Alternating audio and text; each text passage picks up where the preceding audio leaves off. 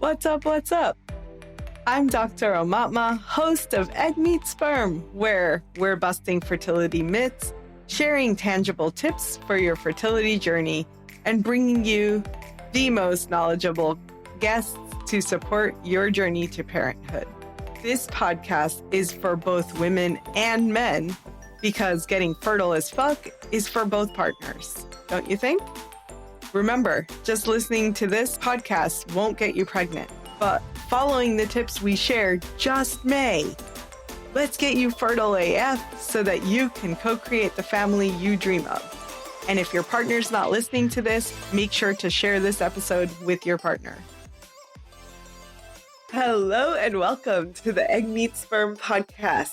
My guest today is Laurie Villarreal. She is a nationally board certified health coach, functional nutritionist, and lifestyle practitioner, and a longtime endurance athlete and movement educator turned hormone specialist. Her practice focuses on helping driven women feel and show up their best using her unique data-driven method to optimize health and hormones. Laurie has over 20 years of experience in the wellness industry, and her popular hormone assessment has reached thousands of women a month with a client list spanning the globe. Hey, Laurie, welcome. Hello. Hi, I'm so excited to talk to you today because I know that you are somewhat of a blood sugar specialist and how blood sugar has such a big impact on hormones. So I'm really excited to dive into this today. Can you start us off with what is blood sugar balance? What does it look like? And how is it affecting our hormones? Sure. Well, first of all, I'm so excited to be here and I love geeking out about blood sugar. So yay, you're in the right place, my friend. Best topic. Yeah. So imbalanced blood sugar, a lot of times we hear about blood sugar imbalance. And I say this also from experience. We think it's related to diabetes or prediabetes. And I like to talk about blood sugar balance because those things are important, but I also like to talk about blood sugar balance before we get to that stage, because we can also have blood sugar issues and we're not even close to prediabetes or diabetes, which is what I find a lot of the women that I work with. And I believe probably a lot of the women that you work with too, blood absolutely. Sugar that have not been diagnosed. And these aren't really blood sugar issues that would be diagnosed, because if you're not diabetic or pre-diabetic, or if you don't have diagnosed insulin resistance, then you're going to be in this other category of blood sugar imbalance. And that's what I like to talk about because it's not talked about enough, I believe. And what that really looks like is somebody having what I call it wonky blood sugar. So I think of it like a roller coaster where your blood sugar is up and down all day. And a lot of women can understand what that feels like and even have maybe even talked about it before when they are saying, like, I'm having a blood sugar low. I just need a hit of sugar to pick me back up again. Right. Or That's a wonky. crash after eating sugar. Yes, a crash. We all talk about crashes, or I have a blood sugar high, or my kid's running around with a blood sugar high because he just had a bunch of candy. These are blood sugar highs and lows, and we can have them when we're 5 years old. We can have them when we're 15. We can have them when we're 35 and trying to get pregnant, right? So this is what I'm talking about when I like to talk about blood sugar imbalance. But of course, it's a spectrum. And even if you want, we can even get into what that looks like when you're struggling with insulin resistance, prediabetes, or even diabetes. But like blood sugar can be an issue much sooner than that. And that can be affecting your hormones. And of course, how that affects your hormones could be in a lot of different ways, which is what I find is going on for a lot of women. But one of the biggest ways that I find that wonky blood sugar will affect our hormones is by adding that additional layer of stress. Because a lot of times we hear that stress affects our hormones, but when our blood sugar is wonky, when it's high and low, that's really affecting not only our stress levels, because those highs and lows, especially the highs, they are often creating more inflammation in our body, and inflammation is a stressor. And then if we have highs and lows all day long, that inflammation is going to become chronic, right? So then we're dealing with chronic inflammation and the impact that chronic inflammation can have on our body. that can impact it in so many different ways, down to gut health, down to our sex hormones, to our thyroid, to just about anything can be affected from that. And then in addition, when we have wonky blood sugar, so it's adding to the stress bucket, like I said, it's adding to inflammation. Every time we have those blood sugar lows, our body is often calling upon a variety of hormones, and some of those are our stress hormones that it's calling upon. So we're activating our stress hormones throughout the day to get our blood sugar back in balance, right? To pick it back up because our body wants to have balance. Our body is constantly looking for that balance and it wants it to be there to be in the healthiest state. And sometimes we aren't helping it, helping it. Sometimes the foods, the things, the different things that we do, and we will talk about, because I love talking about it. Hopefully we'll get to talk about the things that we often think it's the food and sometimes it's not the food, but letting our blood sugar go low and then our body having to pick it back up and then having our blood sugar go high and then our body having to bring it back down. This is just work. And our body often can be working overtime to find that balance that it wants to have, right? It doesn't want to be working to bring it back up. It doesn't want to be calling on hormones to bring it back down. Our body wants to be doing other things like reproduce, right? Have fun, relax. all the fun things that we want to do, right? Yeah, and if absolutely. it's working overtime to balance our blood sugar levels, it's having an impact and it's trickling down and affecting everything else. So how do we know? Because I know that you talk about this often in terms of you could have blood sugar dysregulation even if you don't have abnormal lab values as far as fasting glucose or hemoglobin A1C, even if those are quote unquote normal, which is always debatable. But in the normal range, there's still lots of possibilities that the blood sugar is going up and down all day long. So how do we know that that's happening outside of, yes, I feel like I'm sometimes aware of the crashes or like, oh, I just had sugar and now I'm feeling like a nap. But outside of those, what are some other signs and symptoms? Well, like you said, that crashy feeling, it affects our energy, it can affect our mood, and we can all be affected differently. So if you are feeling hangry, if you have that hangry feeling, if you're feeling moody, irritable, anxious, even or having lows throughout the day, a common one that I hear is anxiety, skin issues. If you're noticing you have a lot of skin issues, sometimes people think, oh, every time I eat chocolate, I have skin issues. Maybe it's the sugar highs and lows and not necessarily the chocolate, right? Long term, people can have issues with hair loss, or weight gain.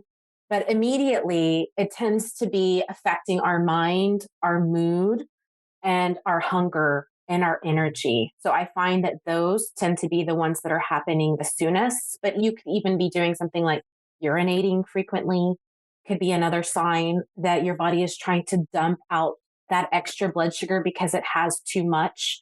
And that might not even mean that it has too much all the time, because you were just talking about the hemoglobin A1C test, which measures over about a 3-month period, the average.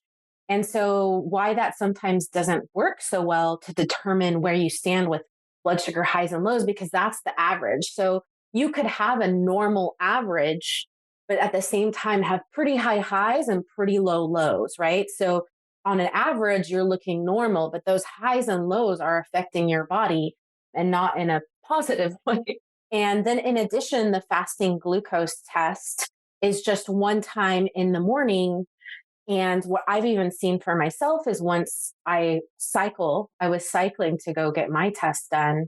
And I was in a fasted state because it's a fasting glucose test. And what I've discovered about my body is that often when I'm fasting and when I'm exercising or in a hurry, which it was probably more that I was in a hurry because I was maybe going to be late than it was that I was exercising, that my blood sugar went high.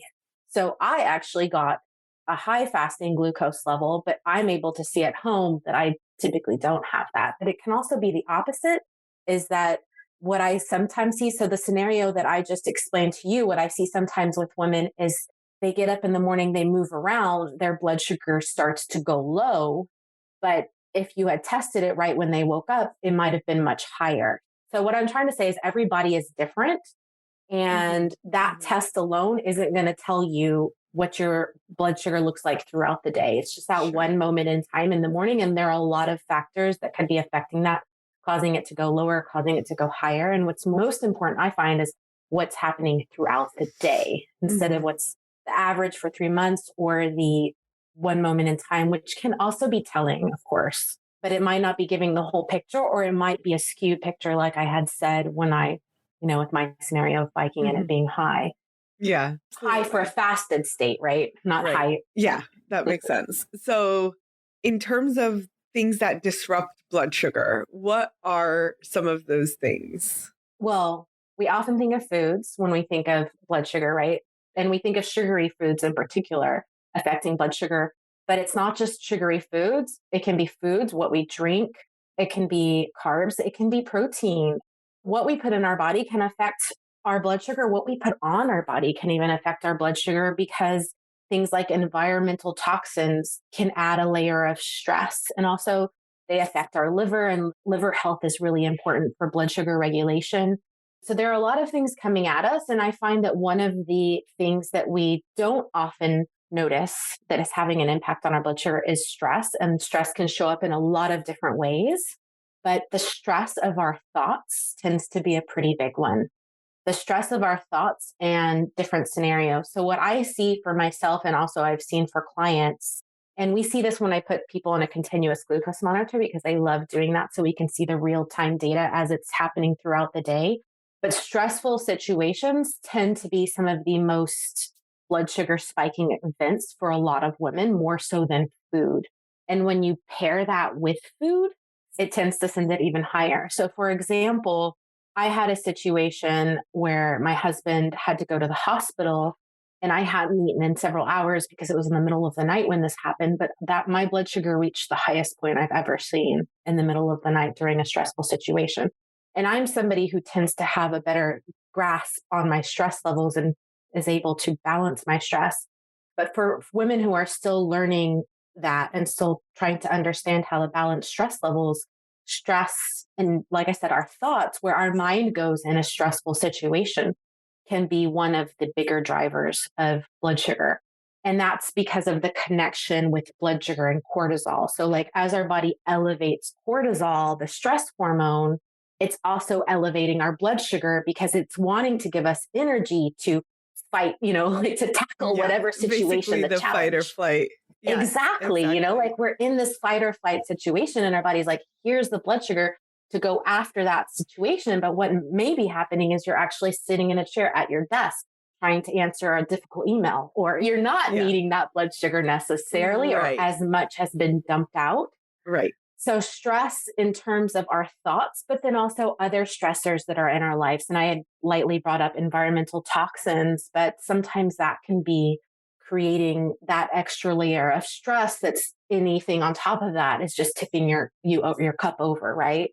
So stress is a pretty big one I see. Okay, so far we have stress, environmental toxins, and foods that you may not normally think of as blood sugar dysregulators, like protein, carbohydrates, fats, basically all different types of foods.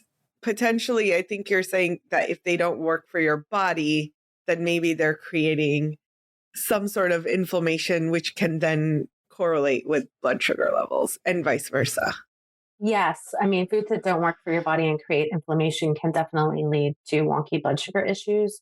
In addition, foods that are higher in sugar than your body can handle at that moment in time can also be affecting it as well. But as in addition to how we pair our foods, when we eat our foods, what state we're eating those foods in, the timing of the day we eat those foods can matter.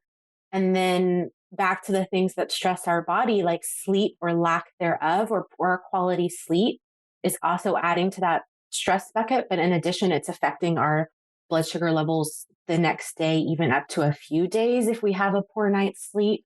It's affecting how well our body can regulate our blood sugar levels. And then, in addition, exercise can impact our stress both positively and negatively. So we can see that having a positive impact on some women, and then the same type of exercise could also have a negative impact. And I tend to see when people are going above and beyond either their ability level or what their body is ready for because they haven't quite rested enough. Their body is not quite rested and ready, that they can push too far and it pushes their blood sugars beyond into a chronically high state and affects the rest of the day or into the And next day if you're exercising at night, or it affects your sleep, right? yeah, you were saying about sleep. So I just want to reiterate because I think there was a recent study that came out that basically said your improper sleep or suboptimal sleep can essentially have you craving more junk food, essentially sugar, salty, carby foods the next day, which I thought is fascinating because now so often in the nutritional world, we're talking about, okay, this is what you should eat, and this is your diet, and this is your diet, and this is your diet. And it's often not being paired with the lifestyle changes that Mm-hmm. need to be made in order to support that diet, right? Like you can't just give someone a diet and expect it to work because if they didn't sleep well or they ate too late the night before and then had not great quality of sleep that night, what's going to happen the next day is they're going to have a harder time compensating or overcoming their body's cravings that are happening because of their lifestyle. Absolutely. Yeah, absolutely. So the lack of sleep or the poor quality of sleep is going to affect the next day, how their body responds to those foods. And those foods they're eating could be fine on another day when they were well rested. And this day they're not. And it's triggering lots of cravings and it's making it harder to stick with what you know is good for your body, right? Yeah, Or believe that absolutely. that's good for your body because you just don't feel like it is. Because I could imagine if I were given a diet by a practitioner and I'm going about my day being like, this is so hard, I'm craving this and I'm craving that, this doesn't work for me, this diet isn't for me, but maybe it's the sleep, Yeah, right? That's yeah, affecting how that food works for you that day. And absolutely. I think it just goes to show there is this multifactorial synergy absolutely. happening with Yes. everything in our lives, in our bodies. Yes. And it's really challenging to isolate one thing out of everything else that you're doing.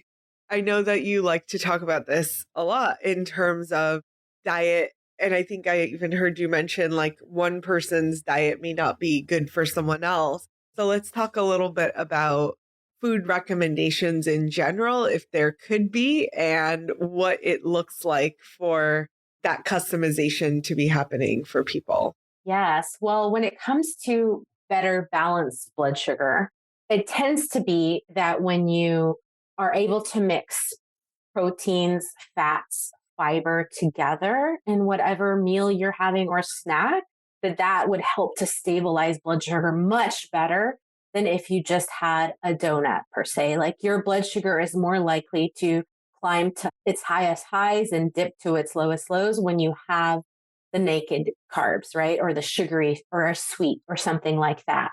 If you were able to pair that with other foods, like I said, proteins, fats, and fiber, then that tends to help stabilize that. So that tends to work for a lot of people. And whether or not, I mentioned a donut, but not to say that I'm promoting donuts, but whether or not that would work for you, it's going to be different for everybody. But sometimes what I find is that women are able to still have their treats and the things that they like. But when they can figure out how to make their blood sugar more stable throughout the day with kind of tips and tricks, like I had mentioned, the pairing of foods, then that stability, one, reduces the cravings that they have for those foods, and two, it allows them to have it without the high and the crash. So then it's not impacting their body in the same way as it would if they had eaten it alone. So pairing foods is very helpful. And I just, I forgot what I was even saying just then. What were the tips I was sharing? In terms But of pairing foods and customizing what you should eat throughout the day so that you can have less of an impact on blood sugar. yeah, like reducing the impact with foods can be, of course, bio individual. I would say that that one works quite well. Studies have shown, and even some of the tests that I've done with people, that apple cider vinegar before a meal can help. And that can help just reduce the sugar impact or the elevation of your blood sugar levels after a meal. And then, of course, also, if we can reduce how high our blood sugar goes with the meal, we can also affect how low it goes afterwards, which that tends to be a cause and effect. And that works for some women as well, having something like apple cider vinegar before a meal. And there's even like some new drink out that is supposed to help as well in a similar way. If I can just chime in real quick, because I know you guys that are listening in are like, how does it help? So, apple cider vinegar basically stimulates the production of enzymes, digestive enzymes in your gut that will help to break down whatever it is that you eat after it. So, basically makes your digestion more effective and Absolutely. less Yes. impactful. Yes, absolutely.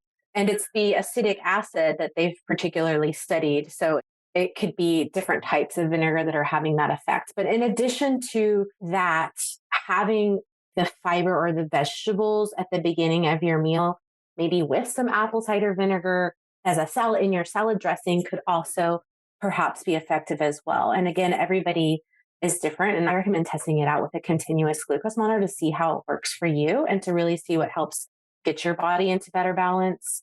Then things like timing can also make a difference. A lot of times I see that people tend to tolerate carbs maybe later in the day. And this again can be very individual, but knowing when you tolerate things better throughout the day, and that could be after a fasting state, our body isn't tolerating carbs as well as when we've been going throughout the day. So let's talk about this because, oh my God, at least in the Western world, it's really common that our breakfast is a load Sugary. of carbs and Dessert. sugar. So Dessert for breakfast. Yes. Yeah. Let's talk about this because it's probably the biggest thing that I have struggled with helping people shift. And what's really fascinating, because you just said it, shifting your carbs to nighttime. And then our advice is always less processed carbs, more complex carbs, natural state, all of that.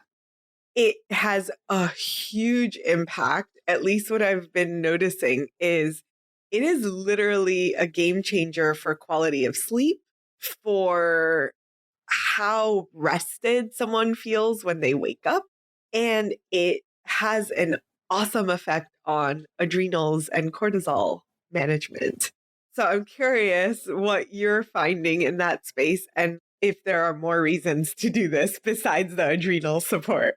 Well, I would say that the research one supports that, but so does the individual research when you see it, when you hook yourself up to a continuous glucose monitor. I would say almost all of the time, women are finding that when they can get away from that sugary breakfast that we've become accustomed to eating, even things like oatmeal that might not be as sugary tends to be a big time blood sugar spiker. Oh, yeah. Oatmeal is a straight up carb hit. I need a nap if I have oatmeal in the morning. Yes. So that's important. You had just asked, like, how else will it affect us? It'll affect our energy throughout the day. If you start your day with a big blood sugar spike, it could affect your energy. It can make you tired and sluggish. It could affect your mood, making you more irritable and making you maybe more anxious. It could affect your minds and reduce your creativity throughout the day. So I'd always say, like, if you can start your day with better balanced blood sugar, that's going to make a difference for your entire day. And it also even makes a difference. So once you start with the blood sugar high and maybe even a blood sugar low, then it's going to make it a little more of a challenge for the rest of the day. So if you can get started on the right foot, then that will make the rest of the day easier. And most bodies tend to tolerate carbs better once they've gotten moving a little bit. And your muscles are moving to use that extra sugar, right? Not when we just wake up. Yeah, this is so good. I appreciate you saying that because I tell people to do this, and most of the time people will come back in a few weeks and like, wow, that changed my life, literally. And we haven't done anything except have protein for breakfast and save your carbs for dinner. That's it. So it's so impactful and so easy to do. But so many people have resistance because they're used to eating. They're even all of the people that we see are relatively healthy and come in on healthy diets. And for those you can't see me, I'm putting that in quotes. Healthy in Mm, quotes, because you can be eating healthy foods, but if they are not paired correctly, not at the right time of the day, mhm. not in the best possible scenario, they're probably not giving you the health benefits and they might be causing health harm. Right. I see Yeah. this over and over. Cool. So I'm really glad we talked a little bit about that. You've mentioned a couple of times about continuous glucose monitors. What are those and where can we get one? Okay. So, well, continuous glucose monitors, I even have, for those that are watching on video, I usually have one with me to show. Yes, I do. You're in luck. They're these tiny little devices, and this is just one because there are different brands. So, this is the Abbott Freestyle Libre. Can you see it? Yeah.